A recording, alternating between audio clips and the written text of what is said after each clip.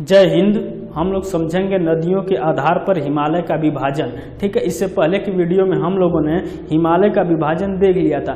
Trans Himalaya, बृहद हिमालय, लघु हिमालय, शिवालिक हिमालय, ये जितने भी विभाजन थे उस पर पर्वत, चोटियाँ, ग्लेशियर, घाटी वगैरह देखा था। अब हम लोग देखेंगे हिमालय का विभाजन नदियों के आधार पर। ठीक है, नदियों के आधार पर हिमालय का विभाजन या नदियों के आधार पर हिमालय के विभाजन की संकल्पना सिडनी बुर्राड ने दिया था। कौन? सिडनी, ये नाम याद रखिएगा, सिडनी बुर्राड, बड़ा बड़ा लिखे हैं, याद कर लीजिएगा, सिडनी बुर्राड।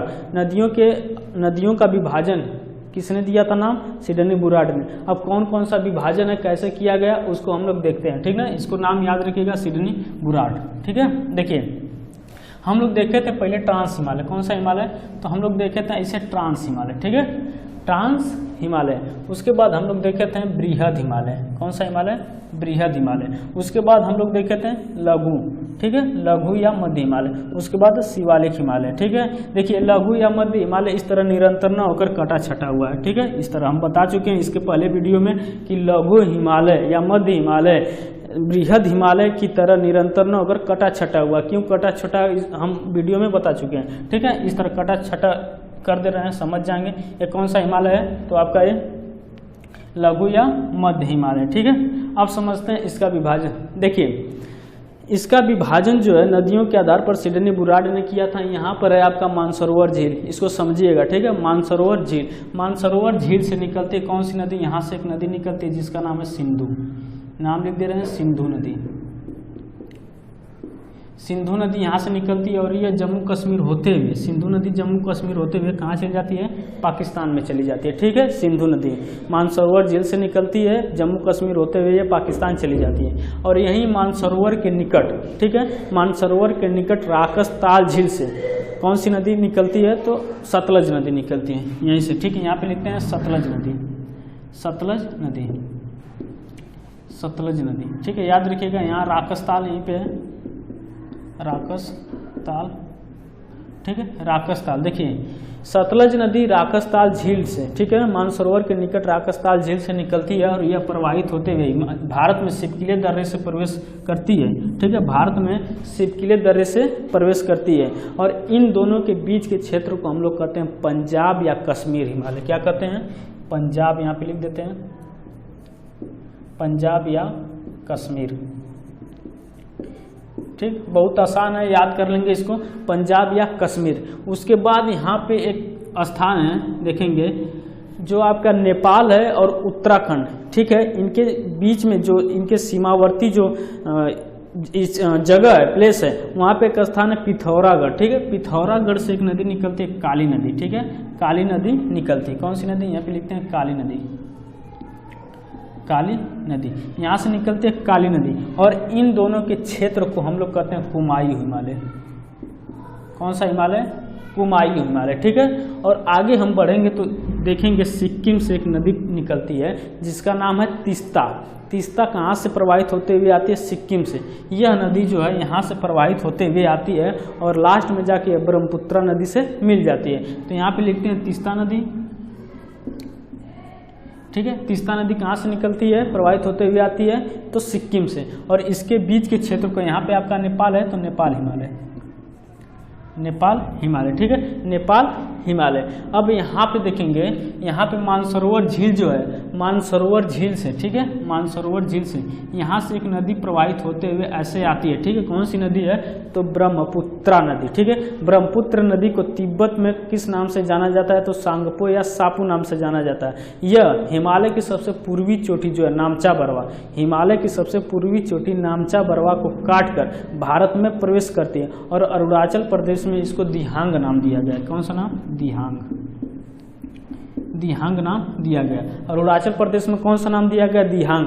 तो इस वाले क्षेत्र को हम कह सकते हैं असम हिमालय, असम हिमालय। ठीक है, असम, असम हिमालय। ठीक है, याद रखिए। अब देखिए कैसे विभाजन हुआ है, अब इसको याद कैसे करेंगे? तो एक बार देखिए, सिंधु और सतलज। ठीक है, सिंधु का उद्गम देख लिए, सतलज देख लिए, भारत में सिपकिले दर्रे से प्रवेश करती है। तो इन दोनों के बीच के क्षेत्र को हम पंजाब या कश्मीर हिमालय करते हैं। ठीक है, यहाँ पे देखिए लिखते हैं पंजाब या कश्मीर, पंजाब या कश्मीर हिमालय किन दो नदियों के बीच में, तो सिंधु और सतलज। ऐसे देखिए सिंधु और सतलज। ठीक है, बहुत आसान है, याद हो जाएगा, सिंधु एंड सतलज।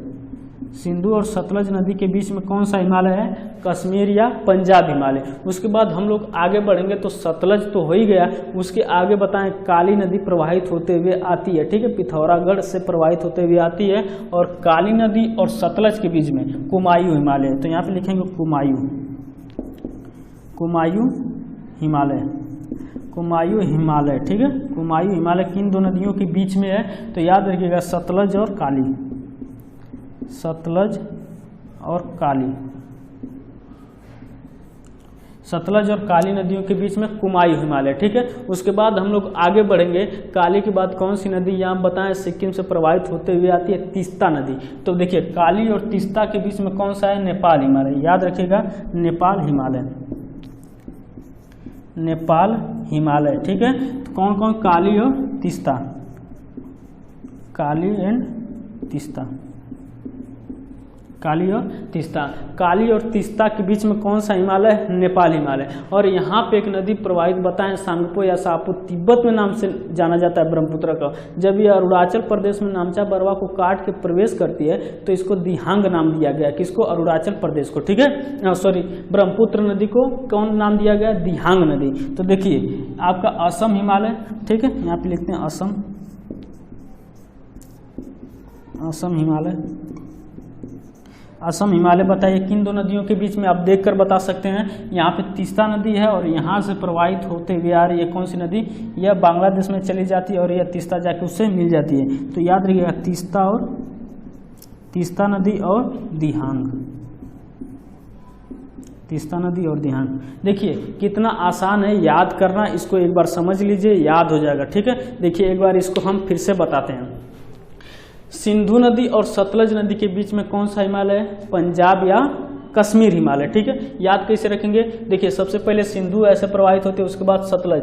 आप 4 नदी याद रखिए। ठीक है, अगर याद नहीं हो रहा तो सिंधु, सतलज, काली, तीस्ता, दिहांग, इतना नदी 5 याद रखिए और बीच में हिमालय को लाकर बैठा दीजिए। कौन कौन सा पहला हिमालय है, तो 4 ही हिमालय, पंजाब हिमालय, उसके बाद आपका कुमायूं हिमालय, फिर उसके बाद आए नेपाल हिमालय, फिर असम हिमालय। कौन कौन से हिमालय हैं, पंजाब हिमालय, पंजाब हिमालय के बाद कुमायूं हिमालय, फिर उसके बाद आपका असम हिमालय, नेपाल हिमालय, फिर असम हिमालय। 4 हिमालय हो गए। अब नदियों को जो नदी आप याद करें उसमें बैठा देंगे तब भी याद हो जाएगा, लेकिन ऐसे याद करिए सिंधु और सतलज पंजाब, सिंधु और सतलज पंजाब। उसके बाद आया सतलज काली, काली और सतलज के बीच में कुमायूं हिमालय, काली और तीस्ता के बीच में नेपाल हिमालय, तीस्ता और दिहांग के बीच में कौन सा हिमालय है, तो असम हिमालय। ठीक है, देखिए तो इस तरह जो है सिडनी बुराड ने, ठीक है, नदियों के आधार पर, ठीक है, हिमालय का विभाजन किया था। हिमालय का पूरी तरह विभाजन हम लोगों ने देख किया। इससे पहले ट्रांस हिमालय, बृहद हिमालय, शिवालिक